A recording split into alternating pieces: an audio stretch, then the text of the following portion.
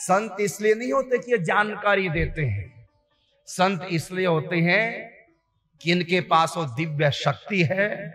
यदि इनके प्रति हम श्रद्धा रखें, समर्पण रखें, तो जो इनके मुख से बात निकलती है वो हमारे जीवन में अपने आप ही उतर आएगी। यदि श्रद्धा है, सेवा है, भाव है, समर्पण।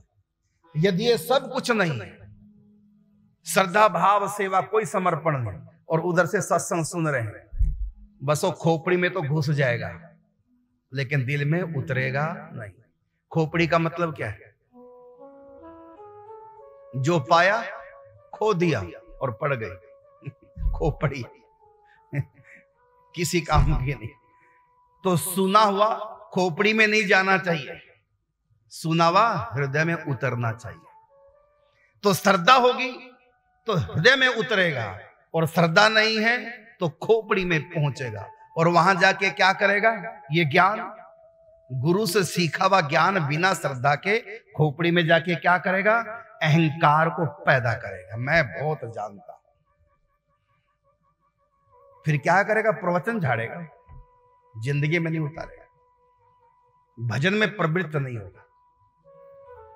रावण की तरह विद्वान तो बन जाएगा लेकिन जीवन में भक्ति नहीं उतरेगी, ज्ञान उतरेगा।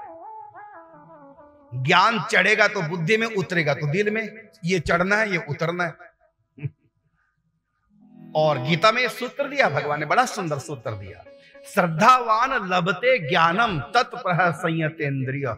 गीता में ठाकुर जी ने कहा श्रद्धावान लभते ज्ञानम, मतलब श्रद्धा होगी तभी ज्ञान प्राप्त होगा, श्रद्धा नहीं तो ज्ञान मिलेगा ही।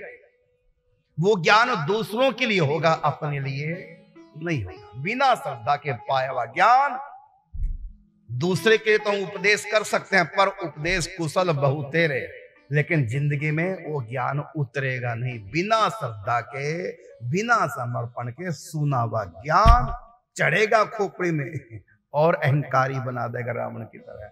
मैं बहुत जानता हूं। और जो ही ज्ञान खोपड़ी में घुसा बिना उसके, तो फिर व्यक्ति दूसरे संतों को मानना बंद कर देगा, क्योंकि अहंकार खोपड़ी में दिए घुस गया ज्ञान। और उस समय व्यक्ति क्या सोचता है? इनसे ज्यादा तो मैं जानता हूं। बस ये जो भाव आ गया, झुकेगा नहीं फिर व्यक्ति।